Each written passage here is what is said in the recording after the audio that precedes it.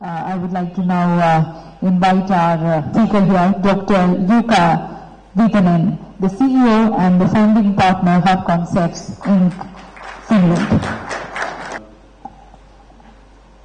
Good afternoon, ladies and gentlemen. It's my great pleasure to be here in India and participating to this Institutional Excellence Forum. I haven't been a very frequent visitor in India, but in many other countries I have been at some point of my life an academician. I have PhD in Information Systems Management. I did my studies in University of Tokyo in Japan. I lived there for 12 years. During that time I was working for our government. I was representing my country as a Science and Technology Counselor at the Embassy of Tokyo. I was working at some point to our National Funding Agency for Technology and Innovation. This is my third company that I'm running. So I've been around quite a lot in innovation-related issues. And it's really great to hear these introductions for today's ideas, because all the keywords that I'm working every day in my life are here. Excellence, try to be somehow globally relevant, and do collaboration between industry and academia. These have been my missions for the last 20 years, and today I'm going to talk to you a little bit about our ideas, how this could be done in practice. So, if I have my presentation.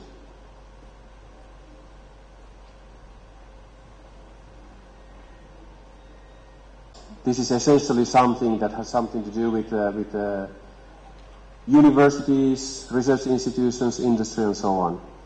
And in my presentation, I'm going to have, okay, the numbers are doing tricks to us, but still, they're there. So the idea is that brief introduction to our company, then presenting you the basic models, what we have developed over the last 5 years. Very brief introduction to the results that you can achieve by using these frameworks and models. Then a few glimpses of the projects that we are engaged with, both in Finland and globally, and then finally summarizing what I have as a message to you today. So, company presentation. Me and my colleagues, we have about 20 years experience in the field of innovation policy, science and technology parks and campuses.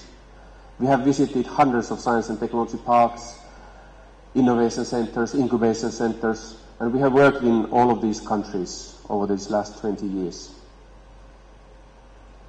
We have had over 100 assignments from national and regional governments, science and technology park management companies, regional development agencies, and so on. And we've been working hands-on every day, planning, managing, implementing what we have been studying and talking. So I have, for example, started Finnish Institute in Japan, which is for culture and science, representing all the universities from our country. I've started Finnish Innovation Center in Asia, where we have been combining all different national agencies and so on. And then a few years ago, we started to think about this whole issue, the topic of excellence. I have met hundreds of mayors and governors and ministers, and everybody's talking about the same topic. We want to be number one in the world. We want our science park to be recognized. We want our university to be high in rankings. And we started to think about this, that why this is not happening. Everybody's talking about it. And we came up with this idea that, okay, let's put everything we know about global best practices together and write a book about this.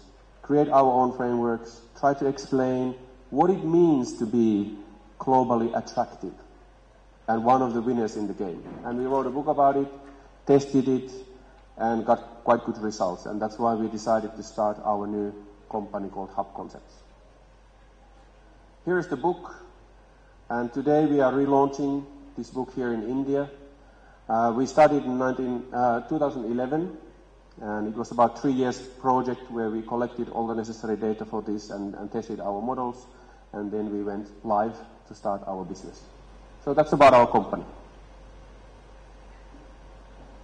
Then about this key topic about campuses and universities that are in some kind of a transition to be innovation platforms.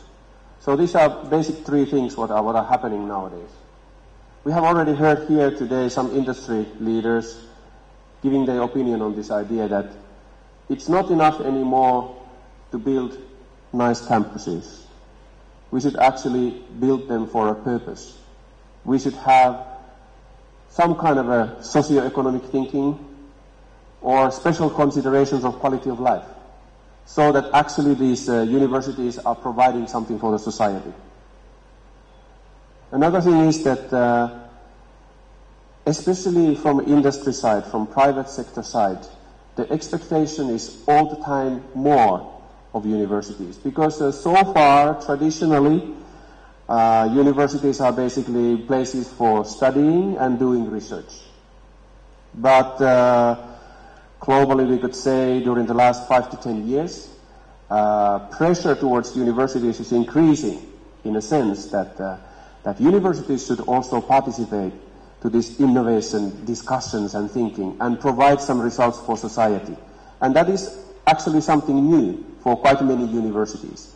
But it is something that private sector companies and society is expecting from you. And that's why we believe that innovation activities should become much, much more like everyday thinking in normal, everyday life context.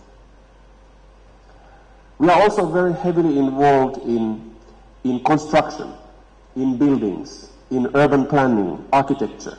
It's not something that our company is doing. But we are collaborating with big international real estate companies. We are collaborating with urban planners, architects, on this idea that why it is traditionally so that we build these innovation environments kind of a separate from normal urban development.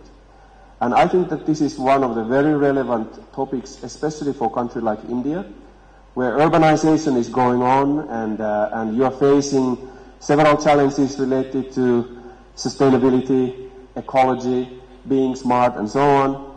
We would like to advocate the idea that in the future, these innovation activities can be put in to the normal urban structures, and in this way, to have innovation in our everyday life. So in brief, campuses and science and technology parks must connect into urban development and transfer into functional innovation platforms in urban settings. So this is kind of a basic, little bit theoretical idea behind what we are doing. But then, going a little bit more to the practice and idea. In this one picture, in this one slide, on the left-hand side, we have a triangle. This is our basic framework. And this whole book is written about this one picture. We have already heard lots of comments today that what it is, how can we bring public sector actors, academia, and private sector to work together. We have heard comments on policies, infrastructures, education, and so on and so on. So, we decided that let's put all of these elements into one picture. Because actually, that's how we should think about it. We should not separate public sector activities and private sector activities, or academia, or incubation centers, or creation of new companies to basic education in schools. The idea is that actually we are talking about this kind of a system. And in this one picture, we try to encourage all the actors to see the development challenge in a rich context. The idea in this picture is that that all these 10 elements that are described here are needed to develop an innovation hub. And the hub itself you can call whatever. You can call it Science and Technology Park, or you can call it Regional Innovation Center, or you can call it private corporate campus. we don't mind what you call it. But when you are planning them and when you are implementing them, you need all of these factors. Many times we hear questions, but this is too complicated. And we say, okay, fine, take out anything you want. And after taking it out, can you please convince us that it is a better system after you take something out? And usually we end up to the conclusion that, yes, these are the elements what you need. So very briefly, we need certain policy frameworks, physical infrastructure and service structures, education. For us, education is anything from K-12 to university education to lifelong learning, skills trainings and so on. Research and development, both public and private sector, how you build R&D portfolios, how you protect your IPR, how you commercialize it. Cluster policies, we can have different types of clusters, industry clusters, regional clusters, national clusters, networks of clusters, and so on and so on. All needs to be considered somehow. Then we are very strong in Finland about different kinds of testing environments, living labs, business labs, and all that kind of thing. So usually you need platforms where to test new ideas, and that's what you need. Incubation environments. This can be anything from entrepreneurial training to pre-incubation, incubation, acceleration, and so on. And then three different kinds of companies. Startups, growth SMEs, small and medium-sized enterprises, and then industry-leading anchor companies. And when you want to build a functional innovation hub, you need all these actors' participation, and you need to take into account what they are actually doing. If you look at this picture, to tell the truth, it's a nightmare to try to orchestrate this. And that's why very rarely we see somebody to orchestrating it. But if we don't do it, the results can be seen. Somebody takes the lead and the hubs are not developing as they should develop. So this is a little bit longer introduction to the basic model so that you can follow what is coming after this in this presentation. But there is another key message in this picture. Is the lower right-hand corner, which is an excellent urban plan on one particular site in Shanghai Pudong, Zhangjiang High-Tech Park, which has been developed over the last 10-15 years, and nowadays hosts over 6,000 internationally renowned R&D centers that industry has developed there. Admittedly, the local conditions in China for developing something like this are quite extraordinary. One political party deciding 70 different laws and regulations related to this and basically forcing all the national industries locate there and so on and so on and so on. So it's very difficult to replicate. But the idea is that there they were able to make an excellent urban plan for this environment. But when we analyze them, and I will show results later today, or later in my presentation, they are still not doing very well on the left-hand side of this one slide. Their innovation hub is not actually functioning well, even though the site is excellent. And what we try to say, and what our company is specializing in, is building concepts based on this framework for those urban plans. And that's why we work together with real estate companies and regional developers, regional development agencies and ministries, because architects and urban planners can still and will always be able to create first-class built environments for whatever we want to have. We just have to guide them so that they can do the right things for us. And for this, we have to build different kinds of concepts, and that's what our company is specializing in. The idea here is that depending where we are in the world, we can walk into existing environments, or we can study plans. In our book, we wanted to pick up sites around the world that are well known and test our framework there.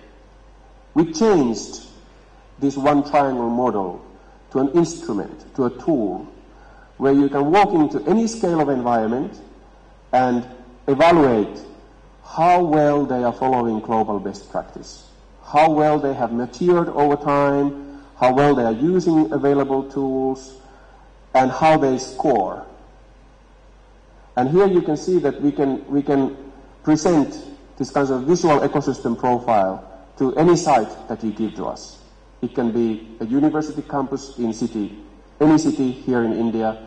It can be local regional town which is planning to do this, or even to the scale of Silicon Valley, which was one of the case studies in our book. So the idea is that we have now the tools that we can provide to do this in practice. How to bring together the industry interests in guiding what should happen in this environment, and how to help policymakers and academia to find the mechanisms how these numbers start grow bigger. So this is the basic idea.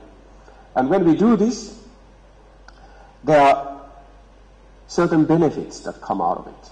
First of all is that it's quite common that these different actors, academia, public sector and industry, they don't use same terminology when they are talking about these issues. By using these frameworks, everybody learns the same language, and then they can share this information, what's going on.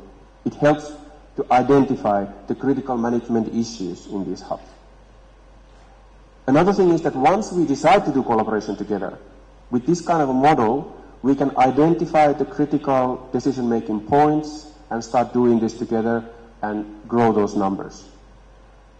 But then, in the end, we have to remember that this is very straightforward and very kind of like achievement-oriented society that we live. We already heard some comments on that. The idea is that still in the end, whatever you do, you need to remember that the targets have to be very clear. And in our model, the targets are very clear. Better business, more jobs, more tax revenue. If you try to, if you think that you achieve higher knowledge base or better living, then those are good targets and they have to be included. But in the end, especially if we want to get private sector to be involved in these issues, if you really want local governments to commit on these topics, these have to be the concrete results that come up. So then, I will just show you a little bit about the content in the book. So next, I'm going to show you all the 7 profiles that are presented in the book. It is not very relevant to kind of understand every number, where it comes from. It is actually explained in our book why they are the numbers what they are. But we decided that, okay, most of us, we know these names. Silicon Valley, Research Triangle Park, which was the first park in USA, Sophia Antipolis, first park in Europe, over 40 years of history, Cambridge, world-renowned university site. In Asia, #1 Korean site, Daejeon Innopolis running it, Shanghai Pudong, Changjiang High-Tech Park, and since I lived in Japan, I picked up the best in Japan, which is Kanagawa Science Park. There is kind of a anecdote here about Japanese science and technology parks. They have at the moment a little bit more than 120 science and technology parks in Japan. Only one of them ever throughout the history has been profitable. So over 110 Japanese science and technology parks, it's money-losing business. But luckily there was one who have been able to be profitable, and we were able to study why they did that, and it's in our book. But the idea is that these are the 7 sites, and this is how we describe them. And now the main thing is that you all recognize these 7, that they are quite good, probably even excellent. And since we are talking about excellence, we should somehow understand what they are doing. But with our tools, we can walk into each one of them, and you can see that their profiles are quite different to each other. And still, we all know that they are quite good in and quite excellent in what they are doing. So now the main point here is that I skimmed through the 7, and you can look at their profiles.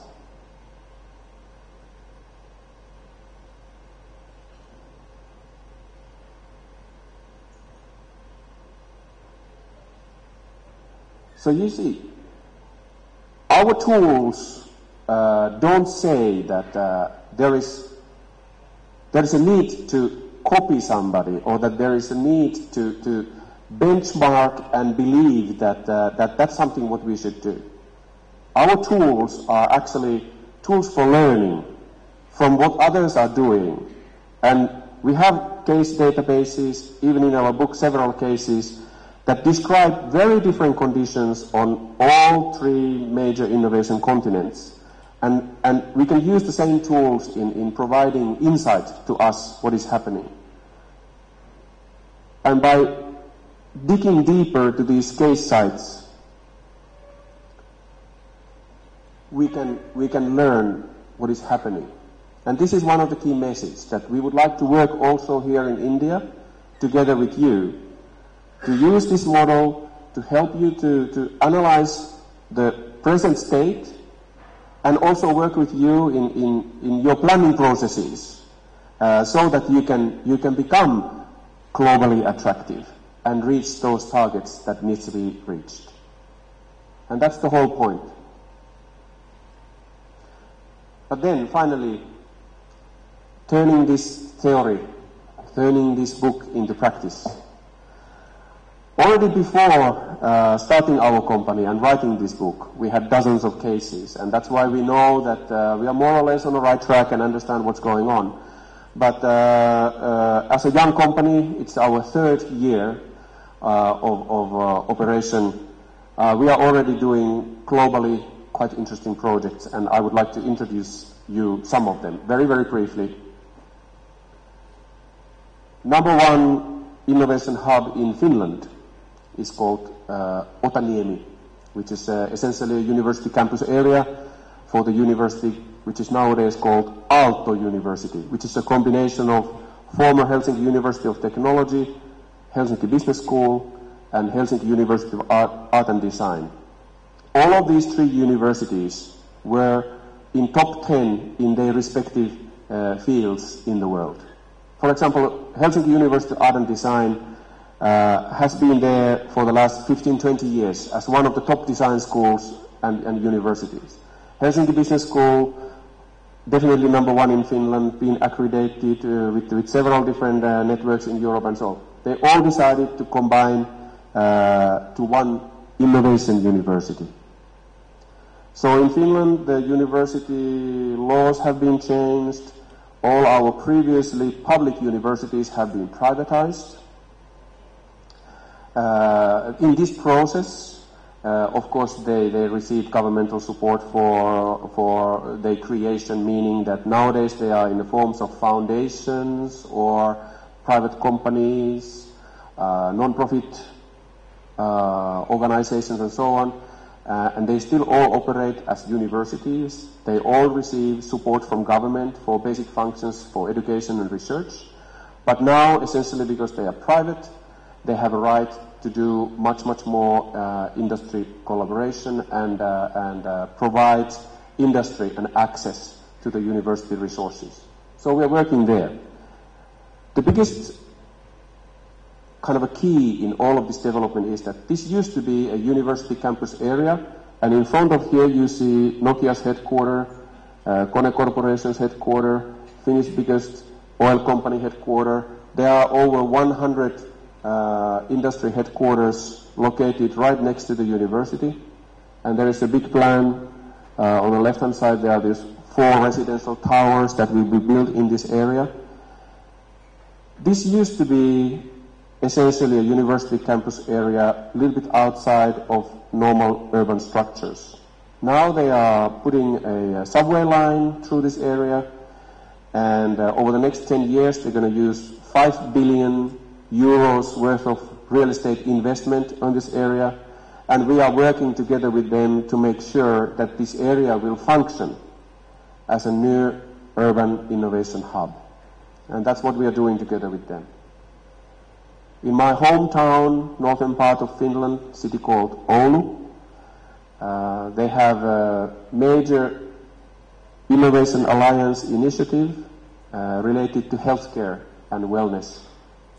In this picture, they have a university hospital, which is one of the biggest hospitals in Northern Europe.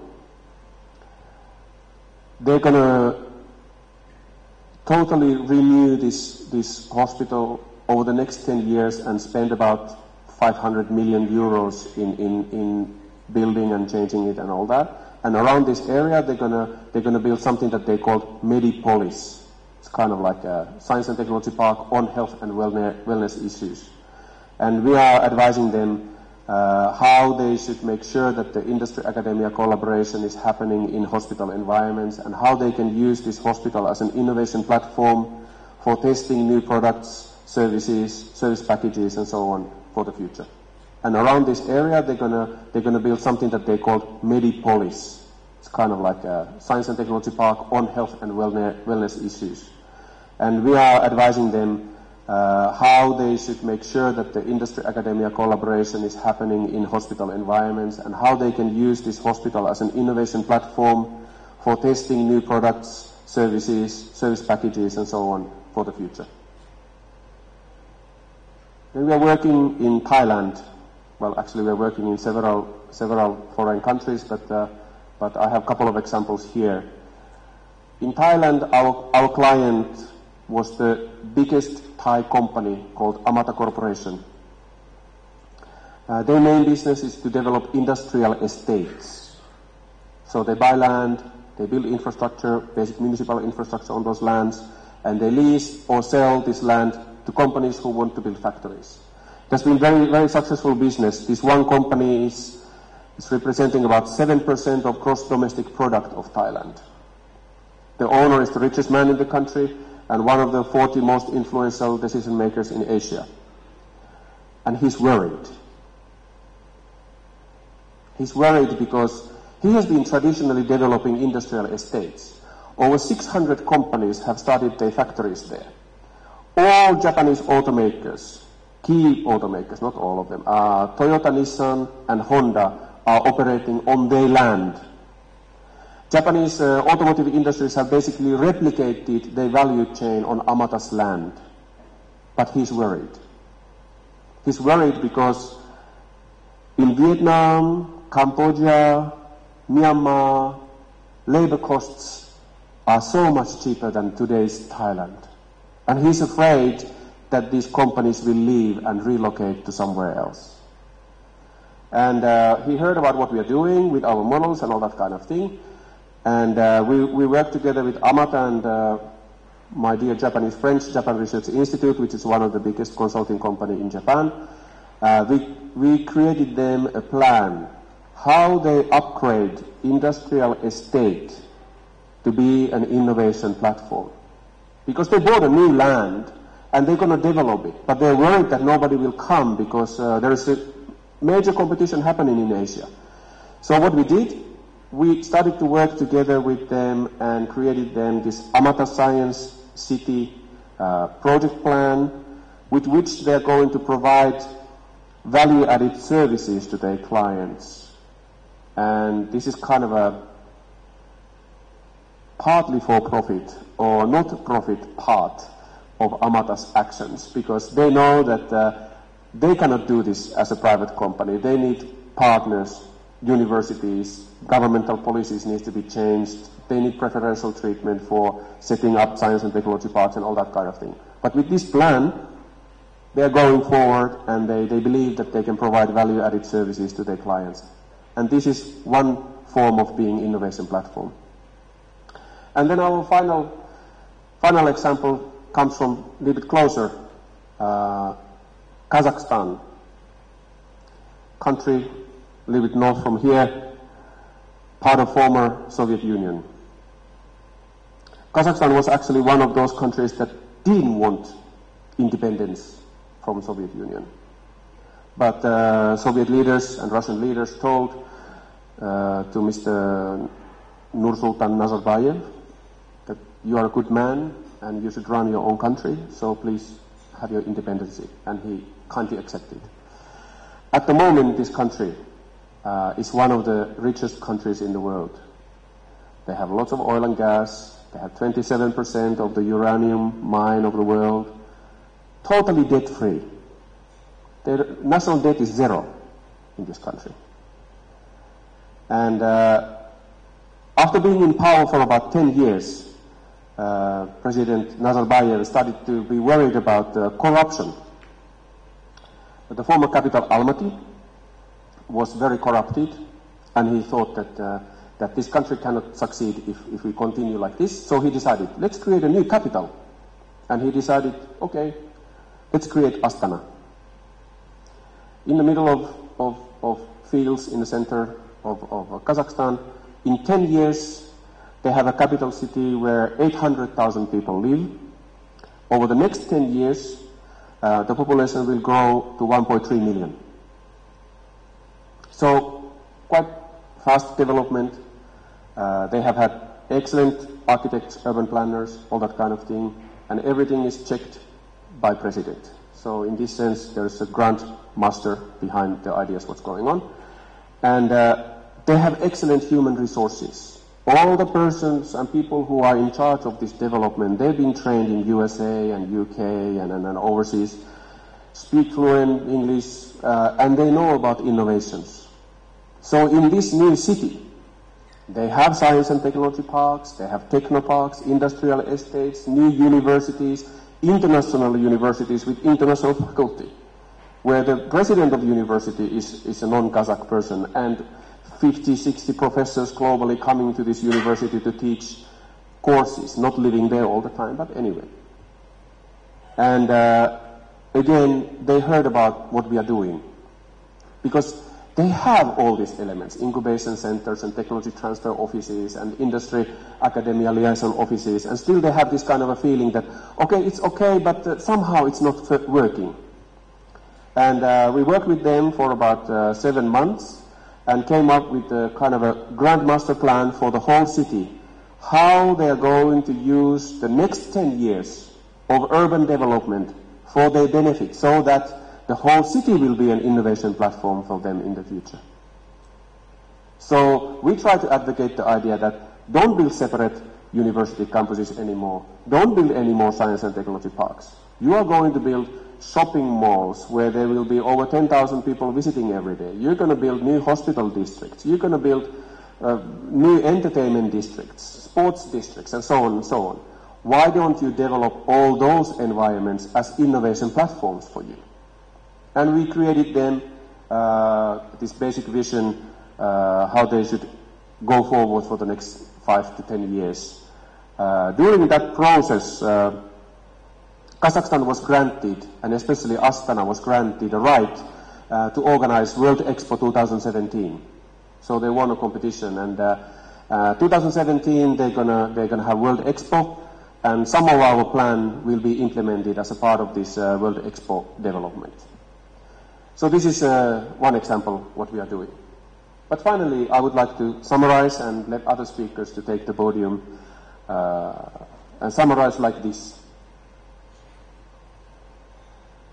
When we think about campuses and innovation hubs, are they located in a university or a city? From our point of view, both are fine. It depends on local conditions what you prefer. But the idea is that combine as early as possible the infrastructure and real estate projects to real concepts for innovation. Plan campuses as open innovation platforms. We have already heard here today industry kind of a vision that they would like to participate, they would like to work with academia, but there are certain requirements that needs to be followed, and one of them is very open dialogue so that excellent human resources can be developed in this environment. We would like to say that please connect the campus development to urban development. If you do that, you have this chance to work together with city developers and connect innovation activities to everyday life also here in India.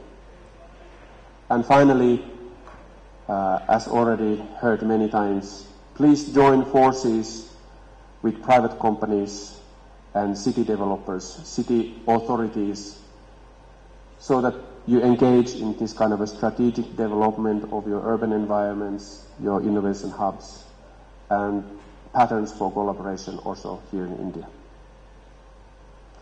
So, this is a brief introduction how we see excellence and how we see the possibilities for collaboration. We are we strongly favor the for-profit thinking. We are a private company, after all, but we understand that some part of this picture cannot be profitable or can only be partly profitable.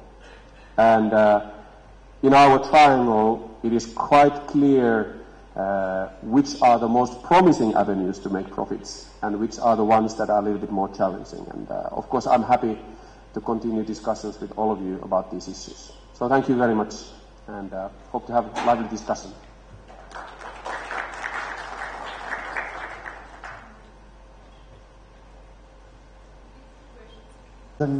Yeah. The company should have a purpose.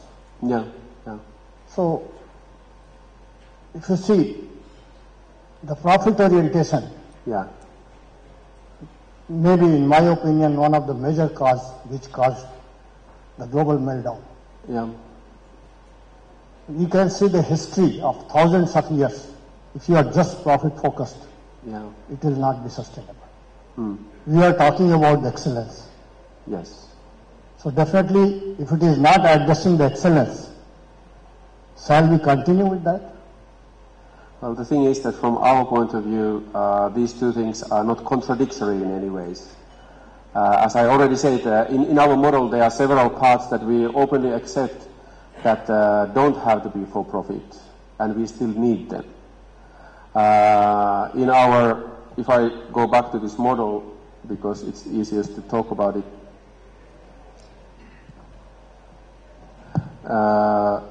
the system without private companies, it is quite difficult to be excellent. And for us, excellence is actually providing real solutions for society.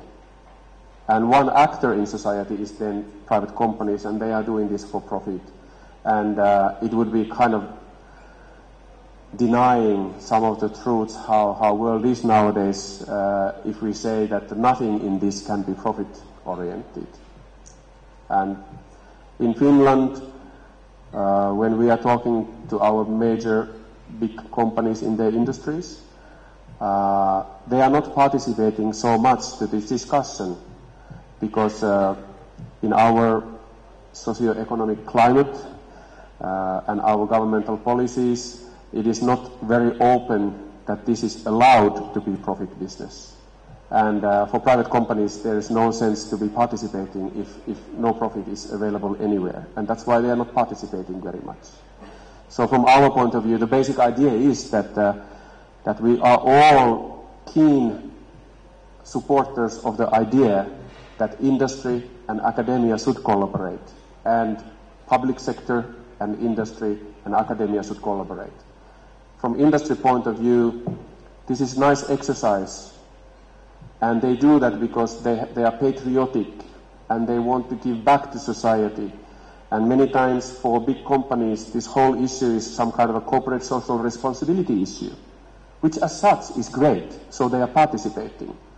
But if we go a few steps further and use this system for a benefit also of the private sector, then there is a possibility also to take some profits somewhere in this whole picture. So, yeah. If I could say, education sector is being considered it's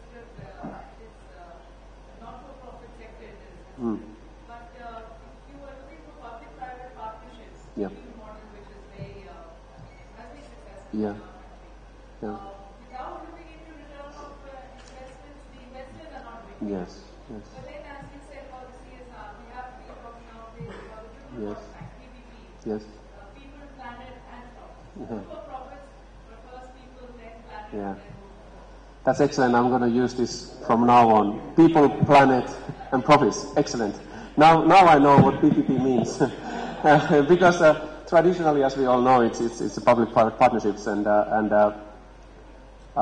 I don't want to go to very lengthy discussion about this model. I could spend days with you about these issues. But as you see, somewhere in the middle, there is a space for public-private partnerships. And you see three circles there, the lower part being public and the top part being private, and then in the middle public-private partnerships. Just for the sake of being very simplistic, circles are like this. But to make it more complicated, you have to take local conditions, policies, all these into account. And for example, if you think about countries China and USA. In China, the public policy-driven circle goes on top of the whole pyramid. There's one political party who decides the names of biggest companies in China and decides who lives and who dies. It's the one political party who decides what is taught in schools, what kind of R&D is done, what kind of incubators we have, how do we support our small and medium-sized companies and all that kind of thing. And it's an excellent system. We have proof. It works. Okay, let's jump to Silicon Valley. It's the private money and private companies who basically tell what is taught in schools. So in this sense, you go to USA, and it's the company and company interest group driven policies which basically cover almost all of the pyramid. So in this sense, these three circles, they can be whichever way is suitable for local conditions. But usually they all are there. Even in USA, they do public-private partnerships, they do corporate social responsibility projects and so on. Even in China, there are private companies who can operate whichever way they want to do. There are private incubation centers and so on and so on. So they coexist. But in a big picture, those circles, they cross whichever way depending on local conditions. But having this people, planet, profit idea, I think it becomes much stronger picture. So I thank you very much for this suggestion. In the future, this is definitely how we're going to surprise our audience over and over again. So this is excellent. India, we say it's so many nations involved. Yeah. State to state, different policies. So how do you, your study, if you have studied? Yeah.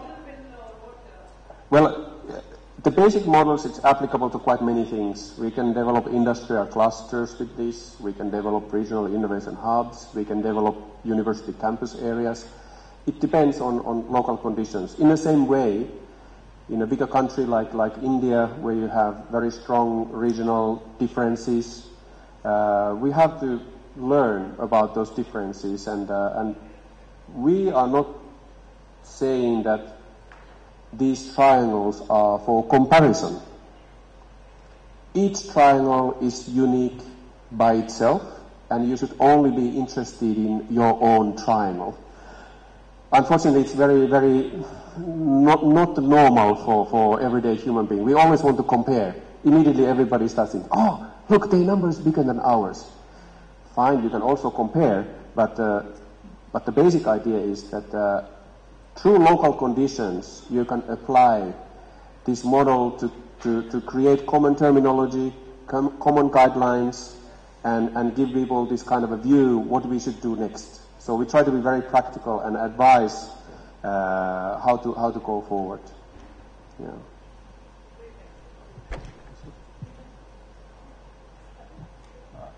Jukka, I think very interesting observations from the innovation perspective. One thought emerges that Bangalore in India is often compared with Silicon Valley. And somehow I have seen in my career in IT industry, because I've been with IT industry for I think close to 10 years. It is, though there was no formal vision that it would emerge as a Silicon Valley, but over a period of time, I do see some of the elements which you have put out there emerging out as the drivers why Bangalore is becoming a destination of choice for so many innovators, so many people who are returning from US. And any company in this world, whether it was Microsoft or it was HP, they wanted their headquarters or their centers, R&D centers to be established in Bangalore. Yeah. So the question is, Bangalore is one city. Yeah. India is, you are talking about 1.2 million people residing in this new city. Yeah. We have cities where tens of million people reside. Yes. Okay. And I think the recent case study which one of our chief ministers gone is about how do we manage over 30 million people in 3 days coming to one common location and going away without any major incidents. Yes. So innovation does happen. Yeah. But the challenge which we are facing as a country is how do we replicate? Is there a system to do this? Yes. And are there first basic baby steps? Should we focus on education? Should we focus on putting up infrastructure? Where is the start point? Have you seen any start points coming in, or is it do we need to start everywhere? It is quite obvious and evident that through discussion, depending on the audience, even more academians and professors in the room, they usually challenge us and they say that this is otherwise great model, but where are the people? And we are kind of like puzzled that what do you mean, where are the people? Yeah, we are talking about university and research programs and all that, but what about people? This is actually people pyramid. You build all this based on people. So then what it means that if you want to have long-term, somehow sustainable hubs, it is human resource development, and that's why educational parts are very relevant to this. I'm sure that almost everybody agrees the idea that with skill gaps and all that kind of thing, that it's the major challenge to make these types of very systemic, complicated things to work. It usually means that there have to be people who actually know what they're doing, and lots of skilled people who have to do certain tasks so that it is maintained and all that. So one of the biggest issues is education. But the other key issue, which everybody's talking about usually in this topic, under this topic, is industry collaboration. The way how we see this is that we should provide platforms for industry to develop families of products and families of solutions and services and so on and so on. So another key element, which again can have different names, is it technology platforms? Is it industry ecosystem, value chains, value systems, all that kind of thing? Somewhere in the middle, with living labs, test beds, these kinds of environments are needed, because those are the tools that are reachable for industry participation. So if I would say a couple of things that make more sense in terms of scale and in terms of replication and all that, they would be how to make sure that there are enough human resources to make all this happen, and how then you organize the industry-academia collaboration.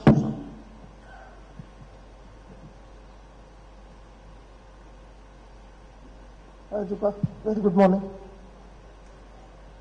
You know, in our country, there is a model rather, which was laid down like 4 or 5 years back, which is the establishment of 20 new triple ITs in India.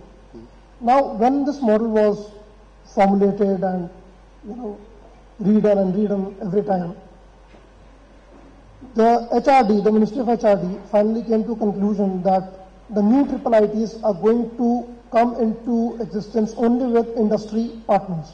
Yep. And there were a lot of interest, there were a lot of expression of interest from already established universities who wanted to open these centers of excellence called triple ITs. Yep. But then the government said that we are not going to give it to only academia player. We need an industry who can establish it along with the academia. Yep. Until now, there have been 4 or 5 successful models which are going to begin to be established soon. Yep. But out of 20, after 5 years of working, we've been able to get only 5. Yep. Which widely shows us that there's a slight problem when we try to get the government and the private, the PPP model running in our country because of the administration and various problems.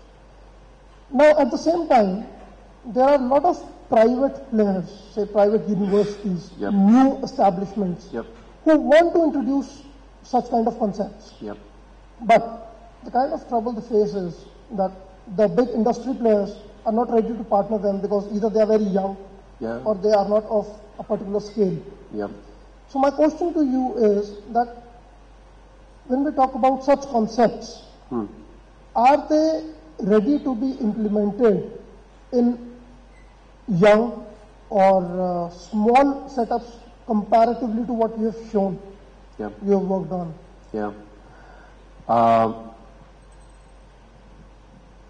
We are also working with clients who are planning these environments. So meaning, for example, we have a project in South Korea where they're going to plan and build a new city around healthcare and wellness. And one of the biggest issues is, of course, the industry participation. It seems to be that if you want to make that kind of a new plan to work, it has to be co-located somewhere where there is also already some kind of an existing kind of an infrastructure or collaborative environment. And that's why we are talking that in the future it would be advisable to try to plan these environments inside normal urban structures. Because if you build them separately somewhere on a beautiful mountain, having a nice location, and build kind of like a environment which is invigorating for researchers and all that kind of thing, companies don't want to come. And that's what we try to say is that companies want to be located where they have these business opportunities and where they naturally want to be. And it would be advisable when you start new things to try to locate them close to those places where those companies already are. Then you have some chance of success. But if you plan brand new somewhere a little bit further, practically in the middle of nowhere, it is a huge challenge to get industry to be involved. And if then you get them involved, the only reason is that you provide them some value-added something. And in today's world, it seems to be that you need to have excellent talent there. It doesn't matter where MIT or Stanford create their next campus or Carnegie. It will be successful if they bring their top experts with them. So again, talent, if you put it in the right spot and right place, it attracts then the industry. But if you don't have from day one that offering, that here is the best talent, come here, work with us, we will provide you extra value and all that kind of thing, it's very difficult to convince them anything but CSR or some other reasons why they would then participate. That's why we have noticed over these last few years that from industry point of view, it's quite attractive to have innovation hubs and platforms within urban structure, somewhere where the key points already are. And new plans, when they are being planned on those spots, then they have success possibilities. Of course, no guarantees ever, but at least better chances. Yeah. Thank you. As I said, I could be here all day, but that's another story. So thank you very much.